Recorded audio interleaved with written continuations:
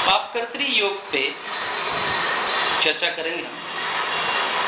पापकर्तृ योग कैसे बनता है? किसी भी भाव के अगले भाव में या उसके पिछले भाव में अगर पाप ग्रह बैठ जाए, उदाहरण के तौर पर सप्तम भाव के दोनों तरफ, यानी छठे भाव में अगर राहु बैठ गया, अष्टम में मंगल बैठ गया, तो सप्तम भाव जो है वो पापकर्तृ योग में कहलाएगा। तो यहाँ फलादेश देते वक्त आपने क्या ध्यान देना है?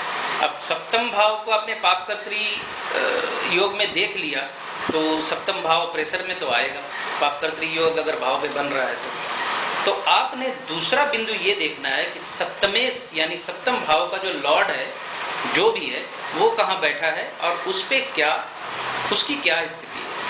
अगर सप्तमेश भी कहीं ना कहीं पाप ग्रहों से कनेक्ट हो रहा है, सप्तमेश पे राहु मंगल शनि जैसे या षष्ठेश अष्टमेश द्वादशेश की दृष्टि अगर पड़ रही है, तो आप सप्तम भाव को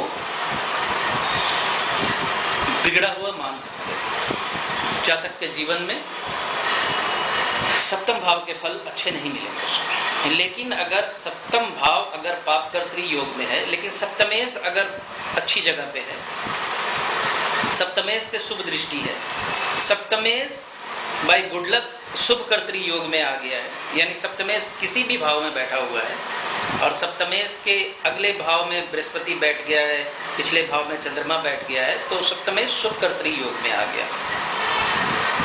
तो सप्तमेश का जो ये पापकर्तृ योग जो बन रहा है सप्तम भाव पे, इसके बुरे फल में वो कमी ला देगा।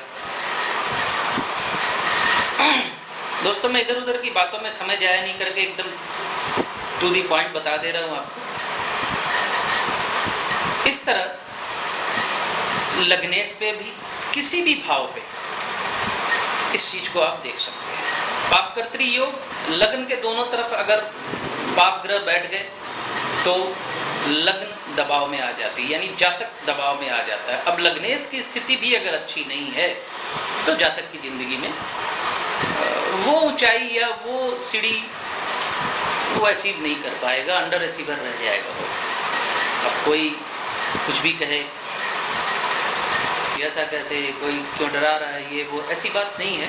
सब आदमी प्रधानमंत्री नहीं बन जाते। सभी के जिंदगी में बड़ी बड़ी फैक्ट्रियां या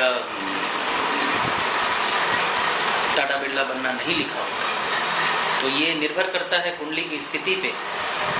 कोई भी भाव पापकर्तृ योग में या कोई भी भावेश अगर पापकर्तृ योग में अगर आ जाता है तो उस भाव से संबंधित फलों में कमी आ जाती है। चतुर्थेश अगर पापकर्तृ योग में आ जाएगा तो माता के संबंध में, अपने भूमि भवन के संबंध में प्रॉब्लम होगी जातक को।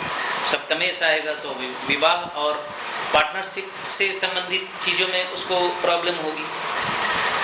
और दशमेश होगा तो कर्म में प्रॉब्लम होगी। दशमेश के दोनों तरफ अगर पाप ग्रह बैठ गए तो वो पापकर्तृ योग अगर बन गया तो। लेकिन वही स्थिति है, आपने दोनों चीजें देखनी है। भाव पापकर्तृ योग में बैठ गया तो भावेश कहाँ बैठा हुआ है, भावेश की स्थिति क्या है। अगर भावेश अपने ही घर में बैठा हुआ है और वहाँ पापकर्तृ योग बन रहा है तो भी स्थिति बहुत बेहतर नहीं कही जाएगी। अब दूसरे तरीके से, अब नक्षत्र में किसके है, उसकी क्या प्लेसमेंट है, उनकी क्या स्थिति, ये फलादेश में काम आएगा। लेकिन पापकर्तृ योग का जो बैड इफेक्ट है वो मिलके रहेगा। आप नक्षत्र एज पर केपी नक्षत्र कनेक्टिविटी और सबलॉट की कनेक्टिविटी से आप फलादेश के रूट को पकड़ सकते हैं कि इस रूट से इसने ये काम करना है। लेकिन वो पापकर्तृ योग के दबाव में अगर आ जा रहा है, वो भाव अगर पापकर्तृ योग के दबाव में आ जा रहा है तो फिर उस भाव से संबंधित फलों में कमी होके रहेगी। दशमेश के साथ अगर ऐसा होता है तो राज्य संबंधी काम, सरकार से संबंधित कामों में, कर्म से संबंधित कामों में जातक को प्रॉब्लम होगी। पिता से संबंधित अच्छे फलों में कमी आएगी। ये होता है।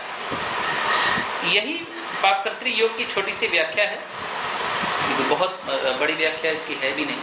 इसे ही पापकर्तृ योग कहते हैं। किसी ने पूछा था इसलिए मैंने ये एक्सप्लेन कर दिया। अगली बार मिलते हैं फिर किसी और विषय को लेकर। नमस्कार।